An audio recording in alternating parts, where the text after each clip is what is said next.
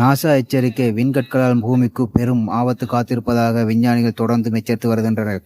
இந்நிலையில் சுமார் 1000 அடி சைஸ் கொண்ட விண்கல் ஒன்று பூமியை நெருங்குவதாகவும் இது பூமி மீது மோதுவதாகவும் வாய்ப்பு இருப்பதாகவும் நாசா எச்சரித்துள்ளது.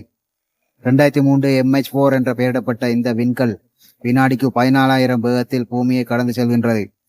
பூமியிலிருந்து சுமார் 70 லட்சம் கிலோமீட்டர் தொலைவில் இந்த விண்கல் பயணிக்கிறதாம். இந்த 70 லட்சம் கிலோமீட்டர் என்ற தூரம் பூமிக்கும் நிலவுக்கும் இடைப்பட்ட தொலைவை விட 17 மடங்கு தூரமாகும்.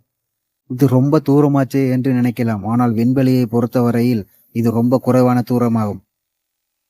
பூமிக்கு பக்கத்தில் இருக்கும் செவ்வாய் கிரகம் 2 கோடி கிலோமீட்டர் தொலைவில் இருக்கிறதாம். அப்படி என்றால் 7 லட்சம் கிலோமீட்டர் என்பது எவ்வளவு குறைவானதாகும். அதனால்தான் இந்த விண்கல் பூமிக்கு மிக ஆபத்தானது என்று விஞ்ஞானிகள் அச்சப்படுகின்றார்கள். இந்த விண்கல் PHA வகை சார்ந்தது என்றும் இந்த வகை விண்கற்கள் பூமிக்கு மிகவும் ஆபத்தானது என்றும் கூறுகின்றார்கள். இந்த வகை விண்கற்கள் பூமியை மோத வாய்ப்பில்லை என்றும், ஆனால் இதன் பாதையில் சிறிய மாற்றம் ஏற்பட்டால் பூமியை தாக்க நேரிடும் என்றும் கூறுகின்றார்கள் விஞ்ஞானிகள். ஒருவேளை எதிர்பாராமல் பூமியில் மோதினால் இந்த விண்கல் 1000 அணுகுண்டுகள் வெடித்தால் எந்த அளவுக்கு பாதிப்பு உண்டாகுமோ அந்த அளவுக்கு தாக்கத்தை ஏற்படுத்துமாம். இந்த விண்கல் விழுந்த இடத்தில் 5 தொடக்கம் 10 கிலோமீட்டர் விட்டம் கொண்ட பள்ளம் உண்டாகுமாம். நகரங்கள் மீது இந்த விண்கல் விழுந்தால் மொத்த நகரமும் அழிந்து விடுமாம்.